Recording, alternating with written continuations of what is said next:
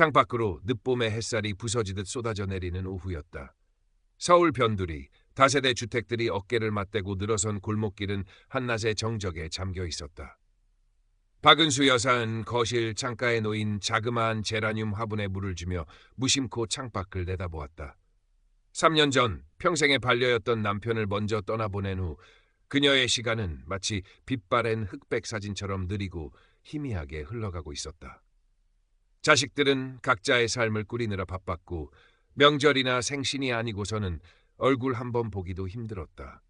한때 아이들의 왁자한 웃음소리와 분필 가루 날리던 교단이 세상의 전부였던 시절도 있었건만 정년퇴임 후 찾아온 것은 깊이를 알 수 없는 적막감과 무력감뿐이었다. 은수 여사는 자신도 모르게 새어나오는 한숨을 삼키며 거실 한쪽에 놓인 낡은 소파에 몸을 기댔다. 텔레비전에서는 알아들을 수 없는 젊은이들의 유행가가 시끄럽게 흘러나왔고 손에 잡히지 않는 뜨개질 거리만이 무릎 위에서 외롭게 나뒹굴었다. 무료함과 외로움이 파도처럼 밀려올 때면 그녀는 어김없이 스마트폰을 집어들었다.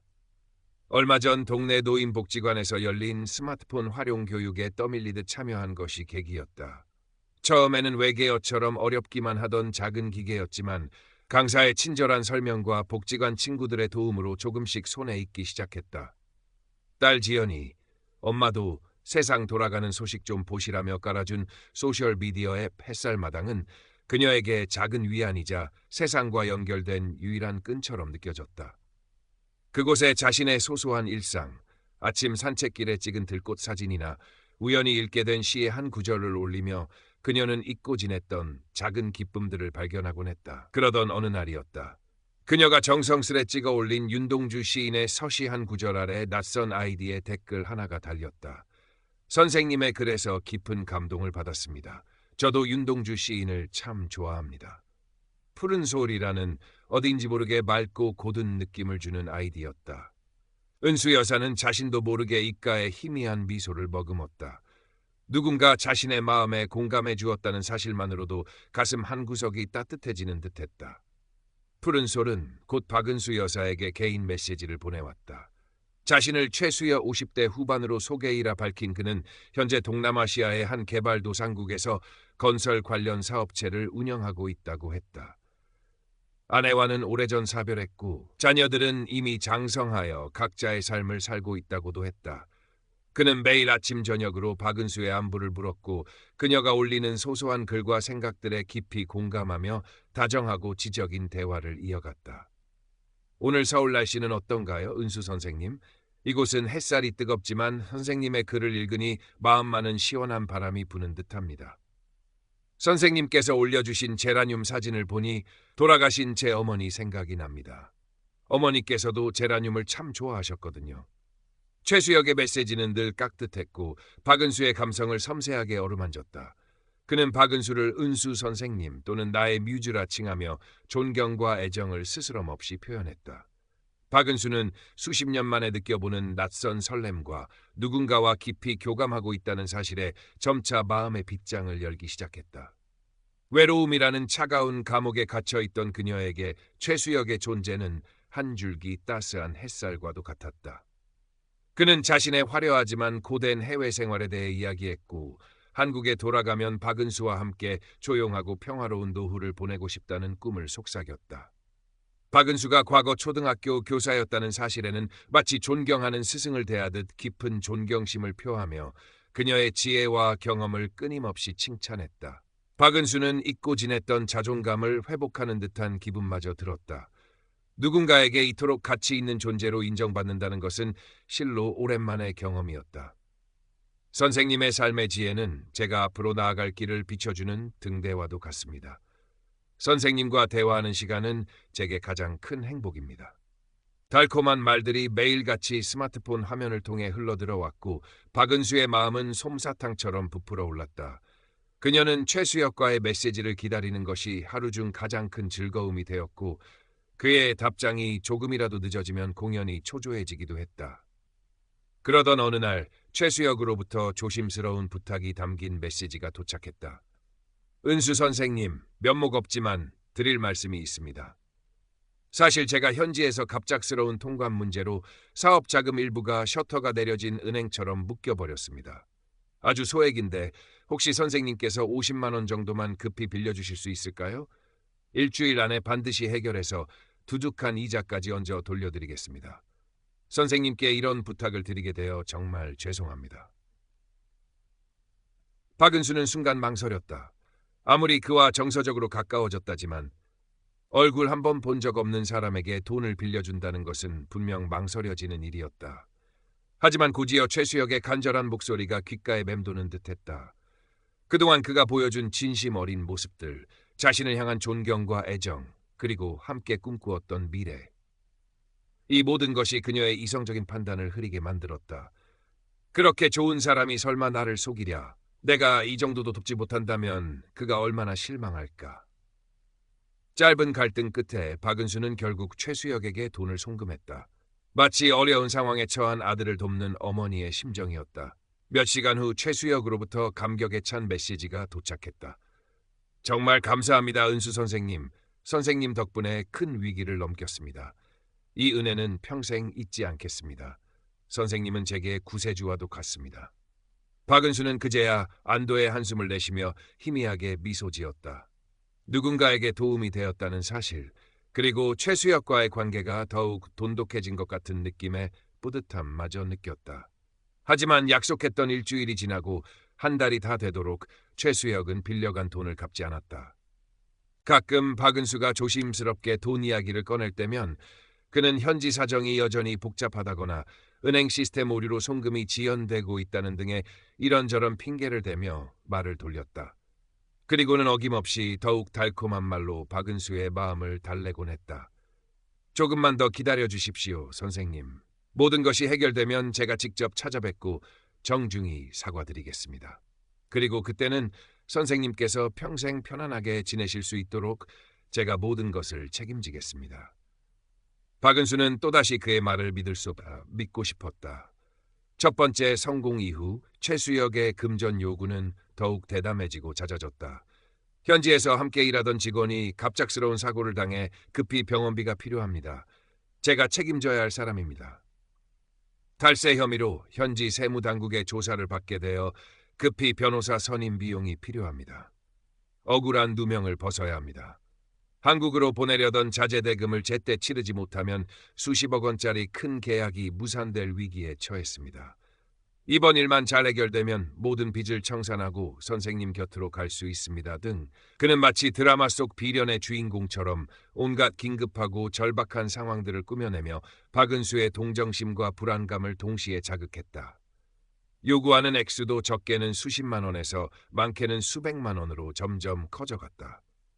박은수는 이미 여러 차례 돈을 붙여준 터라 쉽게 거절하지 못했고 때로는 자신의 빠듯한 노후 자금을 쪼개거나 심지어 딸 지연 몰래 비상금 통장에 손을 대기도 했다. 의심이 고개를 들 때마다 최수혁은 마치 그녀의 마음을 읽고 있다는 듯 더욱 애틋하고 간절한 메시지를 보내왔다. 선생님마저 저를 믿지 못하시면 저는 이 세상 어디에도 기댈 곳이 없습니다. 제 진심을 몰라주시는 겁니까? 우리가 함께할 미래를 위해 딱 한 번만 더 저를 믿고 도와주십시오. 그의 말에는 묘한 설득력이 있었다. 박은수는 또다시 그의 거짓말에 속아 넘어갔다. 아니, 어쩌면 스스로 속기를 원했는지도 몰랐다. 외로움과 고독이라는 깊은 수렁에서 허우적대던 그녀에게 최수혁이라는 존재는 마지막 남은 동아줄과도 같았기 때문이었다. 딸 지연은 어머니의 심상치 않은 변화를 가장 먼저 감지했다. 예전보다 스마트폰을 손에서 놓지 못하고 밤늦도록 누군가와 메시지를 주고받으며 혼자 웃거나 한숨 짓는 모습이 자주 눈에 띄었다. 통화 내용도 이전과는 달리 조심스러워졌고 가끔 돈 이야기가 섞여 나오는 것을 우연히 듣기도 했다. 엄마, 요즘 통화 자주 하시는 그분 어떤 분이세요? 혹시 무슨 일 있으세요? 돈 문제라도 있으신 건 아니죠? 어느 주말 반찬거리를 사들고 친정을 찾은 지연이 조심스럽게 물었다. 박은수는 순간 당황한 기색을 감추지 못했지만 이내 아무렇지 않은 척하며 대답했다. 아니다, 그냥 복지관에서 알게 된 사람인데 가끔 안부나 묻는 사이다. 네가 신경 쓸 일 아니야. 하지만 지연의 예리한 눈을 속일 수는 없었다. 그녀는 어머니의 어색한 표정과 떨리는 목소리에서 무언가 숨기고 있다는 것을 직감했다. 이후 지연은 어머니를 더욱 유심히 살폈고 결국 박은수가 누군가에게 지속적으로 돈을 보내고 있다는 사실을 어렴풋이 알게 되었다. 엄마, 솔직하게 말씀해 주세요. 그 푸른 소리라는 사람한테 돈 보내고 계신 거 맞죠? 얼마나 보내셨어요? 그 사람 엄마한테 뭐라고 하면서 돈을 요구하는데요? 지연의 단도직입적인 추궁에 박은수는 결국 더 이상 숨기지 못하고 일부 사실을 털어놓았다. 물론 최수혁이 얼마나 훌륭한 사람인지, 자신에게 얼마나 진심인지, 그리고 함께 어떤 미래를 약속했는지에 대한 설명도 빼놓지 않았다. 딸의 얼굴은 하얗게 질려갔다. 엄마, 그건 전형적인 로맨스 스캠 수법이에요. 뉴스에서도 얼마나 많이 나왔는데요. 얼굴도 한번 본 적 없는 사람한테 어떻게 그렇게 큰 돈을, 그것도 계속해서 보낼 수가 있어요. 제발 정신 좀 차리세요, 엄마. 지연은 답답하고 속상한 마음에 자신도 모르게 목소리를 높였다. 박은수는 딸의 격한 반응에 당황하면서도 서운함과 분노가 치밀어 올랐다. 네가 뭘 안다고 그런 소리를 하니? 그 사람은 네가 생각하는 그런 사람이 아니야. 너는 엄마 마음을 조금도 이해하지 못하는구나. 내 인생에 대해 이래라 저래라 하지 마라. 결국 모녀 사이에는 날카로운 말들이 오갔고 깊은 상처만이 남았다. 박은수는 딸이 자신의 유일한 행복을 시기하고 방해한다고 생각했고 지연은 어머니가 사기꾼의 농간에 빠져 헤어나오지 못하는 현실에 절망했다. 그날 이후 모녀 사이는 급격히 냉랭해졌고 박은수는 더욱더 최수혁에게 의지하며 고립되어 갔다. 최수혁은 이러한 상황을 교묘하게 이용했다. 박은수가 딸과의 갈등으로 힘들어할 때면 그는 마치 모든 것을 이해한다는 듯 따뜻한 위로의 말을 건넸다. 지연 씨도 어머님을 걱정하는 마음에서 그랬을 겁니다. 하지만 우리의 깊은 인연과 진심을 아직 이해하기는 어려울 거예요. 너무 속상해하지 마세요, 은수 선생님. 우리가 행복하게 사는 모습을 보여주면 언젠가는 분명 이해해 줄 날이 올 겁니다. 제가 선생님 곁을 든든하게 지켜드리겠습니다. 그의 위로는 박은수에게 마약과도 같았다.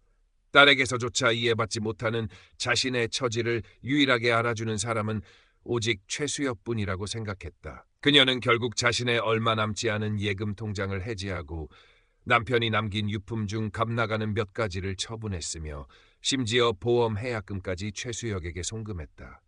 그녀의 통장 잔고는 빠르게 바닥을 드러냈지만 최수혁이 약속한 함께할 빛나는 미래에 대한 희망은 오히려 더욱 커져만 갔다. 그녀는 이미 정상적인 판단력을 상실한 듯 보였다. 어느덧 시간은 흘러 초여름으로 접어들고 있었다. 박은수의 얼굴에는 수심이 가득했고 밤잠을 설치는 날도 많아졌다. 최수혁은 드디어 모든 준비가 끝났습니다. 은수 선생님, 이제 마지막으로 한국으로 돌아갈 항공권과 초기 정착 자금만 마련되면 약속대로 평생 선생님 곁을 떠나지 않겠습니다. 라며 마지막으로 2천만 원이라는 거액을 요구해왔다. 그는 심지어 박은수가 홀로 살고 있는 작은 연립주택을 담보로 대출을 받으라고 종용하며 우리가 함께 살 더 좋은 아파트를 구할 때까지만 잠시 필요한 자금입니다. 제가 한국에 도착하는 즉시 모든 대출금을 해결하고 선생님께는 평생 부족함 없이 살게 해드리겠습니다. 라고 달콤한 말들을 속삭였다. 2천만 원. 그것은 박은수에게 남은 마지막 보루이자 평생을 살아온 자신의 유일한 안식처를 내놓아야 하는 돈이었다. 그녀는 며칠 밤낮을 고뇌했다. 한편으로는 모든 것을 잃을 수도 있다는 두려움이 엄습했지만 다른 한편으로는 이 마지막 관문만 통과하면 꿈에 그리던 행복이 찾아올 것이라는 최수혁의 약속이 귓가를 맴돌았다. 딸 지연과의 관계는 이미 돌이킬 수 없을 만큼 멀어진 것 같았고 이제 그녀에게 남은 희망은 오직 최수혁뿐인 것처럼 느껴졌다. 결국 박은수는 떨리는 손으로 담보대출 서류에 도장을 찍었다. 은행 창구 직원에 의아한 눈초리에도 애써 태연한 척하며 대출금을 수령했다. 그리고 그 돈을 최수혁이 알려준 낯선 이름의 계좌로 송금하려던 바로 그 순간 스마트폰이 요란하게 울렸다. 발신자는 딸 지연이었다. 엄마, 지금 당장 멈춰요. 제발 아무것도 하지 마세요. 그 사람, 최수혁이라는 이름도 직업도 엄마한테 보낸 사진들도 전부 다 가짜예요. 지연의 목소리는 울음과 절규로 뒤섞여 있었다. 그녀는 지난 며칠 동안 밤을 새워가며 어머니가 언급했던 푸른솔 최수혁이란 인물의 행적을 추적했고 결국 충격적인 진실을 밝혀낸 것이었다. 최수혁이 박은수에게 보냈던 중후하고 매력적인 모습의 사진들은 실제로는 전혀 다른 국적의 이름 모를 외국인 모델이나 평범한 사람들의 소셜미디어 계정에서 불법으로 도용된 것들이었다. 그가 자랑삼아 보여주었던 해외 사업 관련 서류나 계약서 양식조차 인터넷에서 누구나 쉽게 내려받을 수 있는 허술하기 짝이 없는 것들이었다. 지연은 울먹이며 어머니에게 차마 입에 담기 힘든 진실들을 쏟아냈고 마지막에는 거의 애원하듯 절규했다. 엄마, 제발 정신 차려요. 그 사람은 엄마를 사랑하는 게 아니라 엄마 돈을 노린 사기꾼이란 말이에요. 딸의 절규를 듣는 순간 박은수의 머릿속이 하얗게 비는 듯했다. 손에 들고 있던 스마트폰이 바닥으로 떨어져 액정이 산산조각났다. 매일같이 자신을 뮤즈라 부르며 사랑을 속삭이던 그의 다정한 목소리, 함께 꾸었던 장밋빛 미래, 그 모든 것이 한낱 신기루처럼 허망하게 부서져 내리는 것을 느꼈다. 불안감에 휩싸여 최수혁에게 전화를 걸었지만 스마트폰에서는 지금 거신 번호는 없는 번호이므로 삐소리 후 음성 사서함으로 연결됩니다. 라는 차가운 기계음만이 반복해서 흘러나올 뿐이었다. 마치 사형 선고와도 같았다. 모든 것이 거짓이었음을 깨달은 박은수는 그 자리에 주저앉아 아이처럼 오열했다. 평생을 아끼고 모아온 소중한 재산, 그리고 마지막 남은 자존심마저 송두리째 빼앗겨버린 처절한 상실감, 사기꾼에 대한 참을 수 없는 분노, 그리고 자신의 어리석음에 대한 깊은 자책감이 한꺼번에 그녀를 덮쳤다.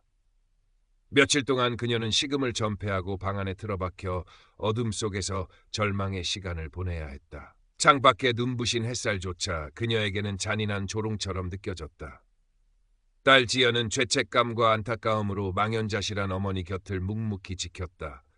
어머니를 섣불리 다그치거나 위로하기보다는 그저 따뜻한 죽을 쑤어드리고 조용히 손을 잡아주는 것으로 자신의 마음을 전했다. 그리고는 곧바로 경찰서 사이버 수사팀과 법률구조공단을 찾아다니며 피해 구제를 받을 수 있는 방법을 백방으로 알아보았다. 하지만 현실은 냉혹했다. 최수혁이라는 이름부터 시작해서 그가 제공한 모든 정보가 거짓이었고 돈이 송금된 계좌 역시 대포통장일 가능성이 높았다. 사기꾼이 해외에 거점을 둔 전문적인 범죄 조직의 일원일 경우 돈을 되찾는 것은 사실상 불가능에 가깝다는 암담한 답변만이 돌아왔다. 시간이 약이라는 말은 때로는 잔인한 진실이었다. 박은수는 지연의 극진한 보살핌과 복지관 상담사의 심리상담, 그리고 몇몇 가까운 지인들의 따뜻한 위로 속에서 아주 조금씩 아주 느리게 기력을 회복하기 시작했다. 여전히 가슴에는 칼로 베인 듯 깊은 상처가 남아있었고 밤마다 악몽에 시달렸지만 그녀는 더 이상 자신의 어리석었던 과거를 부정하거나 외면하지 않고 있는 그대로 직면하기로 어렵게 결심했다. 그것만이 이 지독한 절망의 늪에서 벗어날 수 있는 유일한 길이라고 생각했다. 어느덧 가을바람이 싸늘하게 불어오던 날, 박은수는 오랜만에 딸 지연과 함께 집 근처 올림픽공원으로 산책을 나섰다. 단풍이 곱게 물든 공원길을 천천히 걸으며 그녀는 처음으로 지연에게 자신의 속마음을 솔직하게 털어놓았다. 내가 너무 외로웠었나 보다. 그래서 그 사람의 터무니없는 거짓말에 그렇게 쉽게 넘어갔나 봐. 어쩌면 나도 모르게 믿고 싶었던 건지도 모르겠다. 누군가에게 사랑받고 필요한 존재가 되고 싶다는 그 헛된 욕심 때문에.